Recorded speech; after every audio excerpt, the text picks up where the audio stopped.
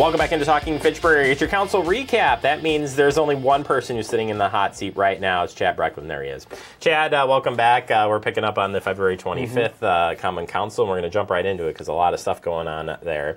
We jump right down into our agenda to resolution from Plan Commission, rezone RZ 2583. This one was actually postponed, but we'll come back to it, right? Yeah, we will come back to it. It's postponed to the March 25th meeting. It's my understanding that there was some questions posed at the Plan Commission meeting that led to the postponement. Fantastic. Next resolution is R4825, approving a certified map for subdividing for some stormwater pond and single resident. Yeah, so this is an existing single-family home over off of Seminole Highway in the North Stoner Prairie development, and this was originally a model home that was utilized by the developer or builder there, and now they are looking to subdivide this stormwater outlot from the rest of the lot that was all one, so basically creating a couple of different lots there, and then they'll be able to sell that model home. All right, moving on to Resolution R49, approving a certified map request or renewing a certified map. Yeah. Who knew they expired? I didn't. Yeah, you have 1 year from the time your entitlements are approved to actually act on those entitlements, and UW Credit Union is looking to do some enhancements to their parking and entrance area, largely on the south side of their property there on Fish Hatchery Road near Ochala Drive. All right, down to Board of Public Works on a resolution R37, acceptance of Fish Hatchery Road water main replacement bids. Yes, we had a water main break. I think it's been nearly a year ago on Fish Hatchery Road near just to the south of Traceway Drive, I believe it was. So the city put out bids to have this repaired, and ultimately this is awarding the bid on contract to the low bidder. All right, amending, or the next one is a resolution R38, amending the 2024 general fund budget for some streetlight repair and other updates. A lot of streetlights damaged, huh? That's what I wrote down in my notes. Right, yeah. So we had a couple of things going on here. Is one, yes, there were a number of streetlights damaged by typically crashes than we had anticipated. So there's some additional funding that's needing to be shifted to cover that. And then our utility costs here at City Hall also were higher than anticipated. So there's also some budget amendment to move some money to cover that expense as well. So you'll see a couple of those budget amendments related to utilities. One more, I think, yet this meeting, and one more coming up at the next meeting. So the Common Council ultimately approved those budget amendments. All right, resolution R42, approving First Amendment license for our water tower contract. Yeah, this is one of the water towers where we have cellular equipment companies leasing space on, and in this case, T-Mobile had a existing 15-year contract that was coming up for renewal, and we have entered into a 25-year lease with five-year renewal periods. So every 5 years, we can take a look at this and determine if any of the terms of the contract or lease need to be renegotiated. But ultimately, this is an advantage for the city in that the lease revenue does typically cover or does create enough revenue to allow for repainting of those water towers every 20 years or so. You wouldn't think a water tower would chip away at it, but it's just sitting out there. And, sun. Sun and elements, A lot of weather exposure to those. It's Wisconsin for you. R-43, amending the 2024 water fund and sewer fund balance for some purchases from MMSD. Right, so we have a couple of things going on here, similar to the City Hall utilities. Our utilities at a couple of our wastewater related facilities and our utility related facilities. Costs were higher than anticipated for utilities, and then our flow back into MMSD's system, the sewerage district system, was higher than estimated, so we needed to do a budget amendment to account for those additional costs, and that was passed. All right, moving down the list here, amending the 2024 library fund budget for utility costs. Hey, it's something like you just said that there before, is right? a theme, like I said, and there's still one more coming forth. And ultimately, yes, the library's utility costs were also higher than anticipated. We did know that in the case of the library, they were running their old chiller at a higher level than they typically would in order to keep the building consistent because of concerns about reliability.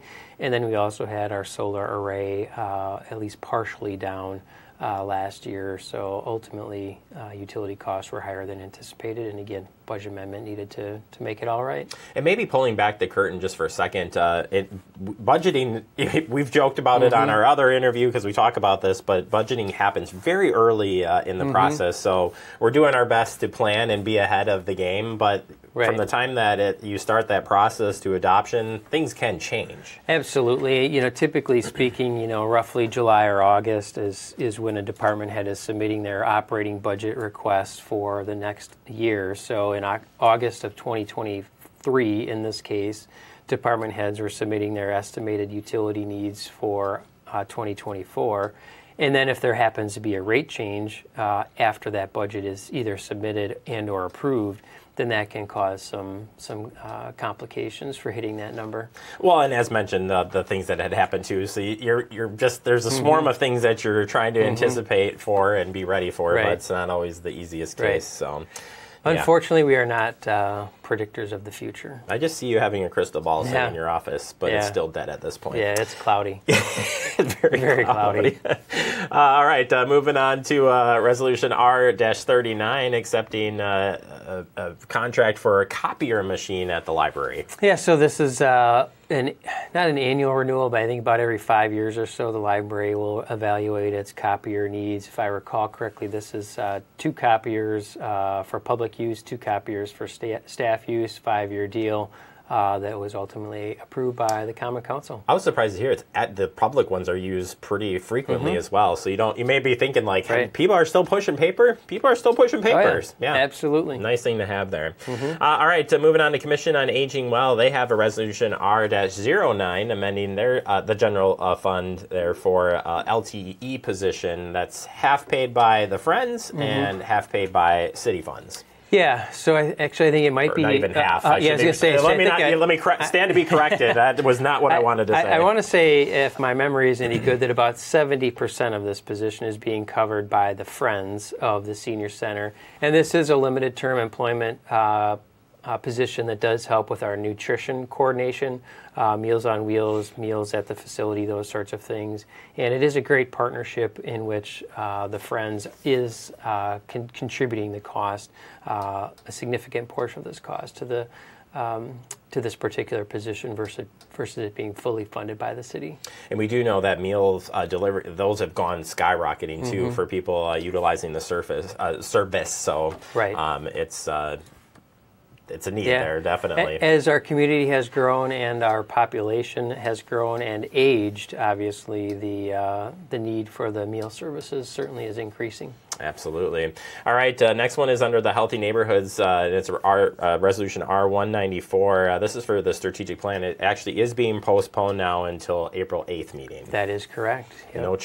No change on the app. I'll do that update. Yeah, got it. You've got it covered, all right, Jeremy. moving on to Finance Committee, Resolution R-35. R-35. Hey, we were just talking about budgeting. Speaking of, there it is. Capital Improvement Plan schedule adopted. The first round of budgeting begins. So every year about this time, we approve or request the Common Council to approve the Capital Improvement Plan schedule. Capital Improvement Plan, for those who are curious, that's our large expenditures. It's your projects, it's your buildings, it's your roads, it's your large pieces of equipment. Those sorts of things are what's included in the Capital Improvement Plan. Parks projects, those larger expenditures, not our operating costs. Our operating budget process will start later this year.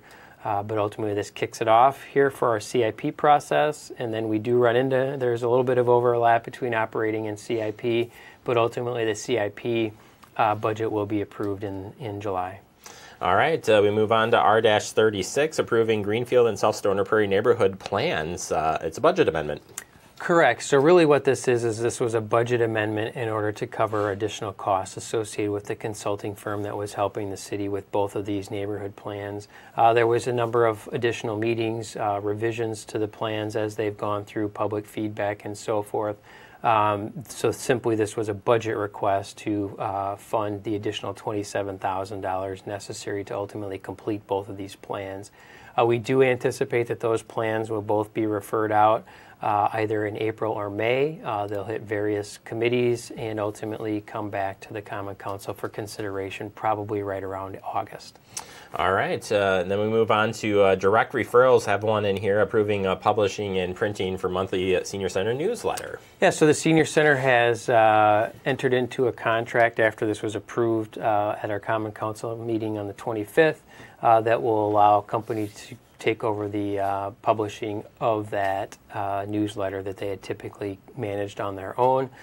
So this is a way to be more efficient with city staff time by entering into this contract. I think it gained some advertising pieces as well, so it opens it up a little bit more than... Yeah, this company does solicit advertising from area businesses and organizations, so that is ultimately how they will offset the cost, if not cover the cost, full cost of printing this newsletter. So if you are a business and have an interest in putting an ad in the Senior Center newsletter, this would be an opportunity if you are contacted by a company to do so.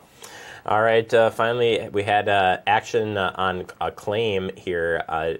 These get added from time to time. I don't know how much you can comment, but what was in what was there had to do with a tax assessment. Yeah, so this largely stemmed from the level of construction that this particular parcel was at the time in which it was assessed. And if my recollection is correct, this stems back a couple of years, and the city had it farther along in construction than it actually was, which then led to a higher assessment. The city has gone back and taken a look at its records, recognized that there was an inputting error there, and ultimately the best path forward was for this person to file a claim for a tax refund, and the Common Council ultimately approved that claim, and I think it was for about $880 or so is what the refund will be.